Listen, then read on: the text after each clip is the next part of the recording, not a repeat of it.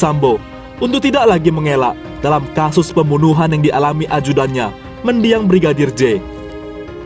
Bahkan, terkait motif pembunuhan Brigadir J, dianggap tak terlalu penting lagi. Mahfud MD mengatakan bahwa dari hasil penelusuran Komnas HAM dan Komnas Perempuan, bahwa sudah jelas kasus Ferdy Sambo masuk ke dalam pelanggaran pasal 340 KUHP dan 338 KUHP. Sehingga Ferdy Sambo tidak usah lagi mengelak telah ikut membunuh Brigadir J di rumah dinasnya, Kompleks Polri Duren 3 Jakarta. Kalau dari laporan ini sudah jelas perencanaan pembunuhan pasal 340 dan pasal 338. Jadi, Sambo tak usah mengelak, ucap Mahfud MD, dikutip dari Kompas TV pada Senin 12 September. Menurut Mahfud MD, terkait motif yang sampai saat ini belum terpecahkan, tidak menjadi terlalu penting. Menurutnya, dalam kasus seperti ini, motif bisa ada atau tidak. Namun terkadang, di persidangan hakim memang kerap menanyakan motif untuk memastikan terdakwa alami gangguan jiwa atau melakukannya secara sadar. Tapi, kalau tidak gila, cukup. Tapi apakah emosional terencana dan seterusnya itu terserah ke polisi. Silakan polisi olah dan polisi tahu mana yang didalami, mana yang tidak, ucap Mahfud MD. Mahfud MD juga memastikan bahwa kasus itu akan segera ke pengadilan. Ia juga menepis berkas Ferdy Sambo bolak-balik di meja jaksa dan penyidik.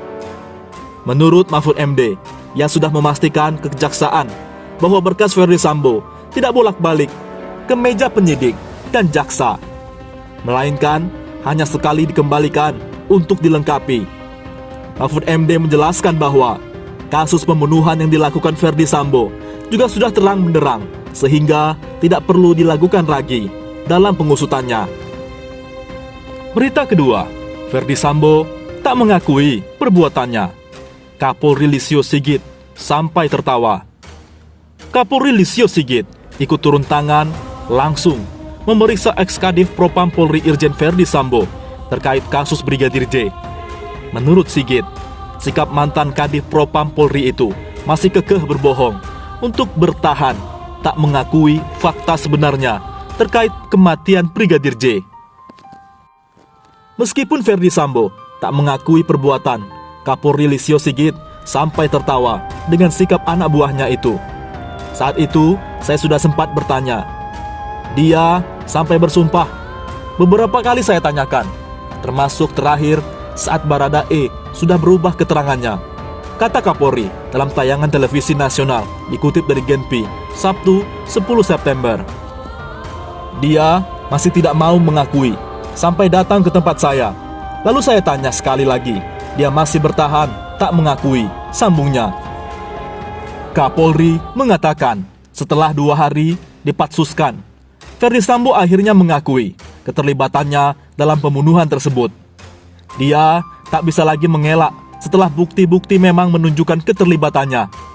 Jadi memang bahasa Sambo, namanya juga mencoba untuk bertahan, jelasnya. Seperti diketahui, Polri menetapkan 5 tersangka atas pembunuhan berencana Brigadir J. Mereka adalah Ferdy Sambo, Putri Chandrawati, Baradae, Bribka RR, dan Kuat Ma'ruf. Berkat kerjasama dari tim semuanya dapat membongkar kasus yang melibatkan Ferdy Sambo ini seterang-terangannya. Ya alhamdulillah, semuanya bisa terungkap, pungkas Kapolri Listio Sigit. Tak tahu rencana Ferdy Sambo, Bribka RR pasti turunkan Yosua di rest area jika tahu bakal dibunuh.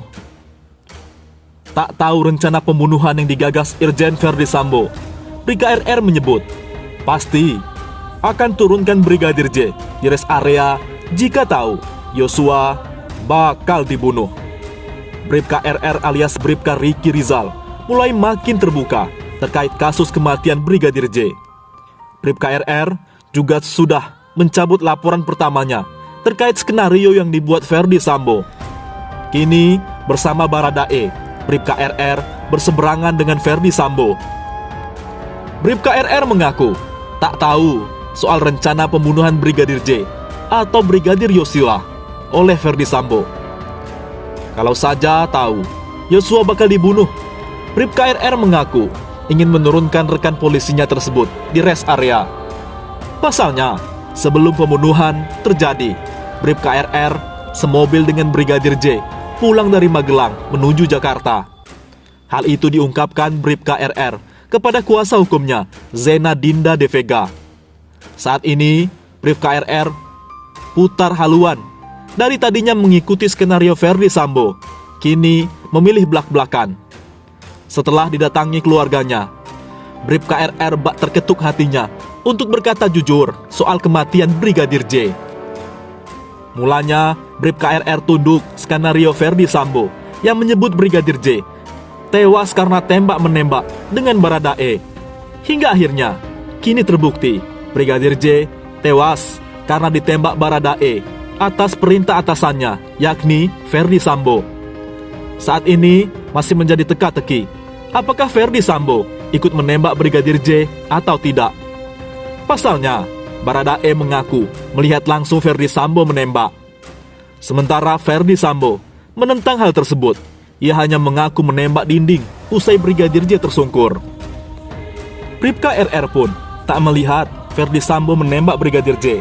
Namun, Bribka RR melihat Baradae menembak Brigadir J di rumah dinas atasannya tersebut 2 bulan lalu, Jumat 8 Juli. Bribka RR mengklaim tak tahu rencana pembunuhan yang dibuat Ferdy Sambo, termasuk soal pelecehan seksual yang diduga dilakukan Brigadir J kepada istri Ferdy Sambo, Putri Chandrawati. Bribka RR tak mengetahuinya. Ternyata, adegan pelukan Ferdy Sambo dan Putri Chandrawati cuma akting. Bribka RR beber fakta baru. Fakta sesungguhnya, adegan pelukan Ferdy Sambo dan Putri Chandrawati dalam rekonstruksi di rumah pribadinya di Sunggaling 3, Jakarta pada Kamis 8 September terungkap. Ternyata, adegan pelukan Ferdy Sambo dan Putri Chandrawati saat rekonstruksi itu hanya akting belaka. Fakta adegan pelukan Ferdy Sambo itu diungkap mantan ajudannya Bribka RR atau Bribka Ricky Rizal yang juga menjadi tersangka dan ikut dalam rekonstruksi tersebut. Kepada kuasa hukumnya, Bribka RR menyebut bahwa adegan pelukan itu terjadi di lantai 3 rumah mereka. Dalam video yang beredar, tampak setelah memeluk Ferdy Sambo, Putri Chandrawati langsung menunduk di depan penyidik kepolisian. Ferdy Sambo tak berselang lama langsung memegang handy-talkie guna beradegan sedang memanggil para ajudannya ke ruangannya. Menurut Erman Umar, adegan pelukan Ferdy Sambo dan Putri Chandrawati itu memang ada di hari pembunuhan Brigadir J, 8 Juli 2022. Tapi, timing momen Ferdy Sambo dan Putri Chandrawati berpelukan itu sebenarnya dilakukan usai Brigadir J meregang nyawa. Mengenai adegan Ferdy Sambo memegang HT guna memanggil ajudannya, Bribka RR mengakui bahwa momen itu terjadi usai Brigadir J tewas. Ferdy Sambo melakukan hal itu untuk berbicara kepada ajudannya bahwa ia menjanjikan uang total 2 miliar rupiah kepada mereka. Saat rekonstruksi di Saguling, ada adegan Putri Chandrawati dan Ferdy Sambo berpelukan. Lalu Ferdy Sambo mengambil HT dan memanggil ajudan. Terkait peristiwa apa itu? Ternyata pewarta dilansir dari tayangan narasi kanal Najwa Shihab Senin 12 September. Sebenarnya itu adegan terakhir setelah rekayasa untuk menyerahkan duit. Kan Ferdy Sambo mau ngasih duit, tapi Sambo tidak mau, ungkap Erman Umar. Waktu rekonstruksi, kenapa duit dikasih dari Ferdy Sambo ke ajudan? Di pertengahan, bukan setelah kejadian. Ternyata, supaya tidak berbalik cerita. Kan cerita itu sebenarnya setelah kejadian kan disaguling lagi. Jadi, supaya tidak pindah lagi, biar diselesaikan di satu tempat. Makanya, melompat nomor rekonstruksi. Dari nomor berapa, sambungnya. Erman Umar lalu memberikan penjelasan perihal adegan Ferdy Sambo hendak memberikan uang ke ajudannya. Rupanya, saat itu Ferdy Sambo membantah pernyataan Bribda RR. Ricky dibilangin sama ibu PC atau Pak Sambo, si Richard dijanjikan uang 1 miliar karena dia nembak.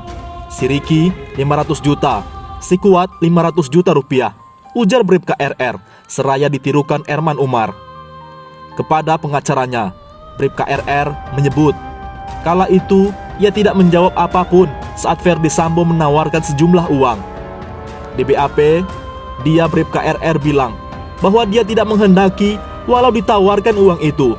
Cuma dia dalam kondisi tak berdaya menjawab tawaran Ferdi Sambo, imbuh Erman Umar.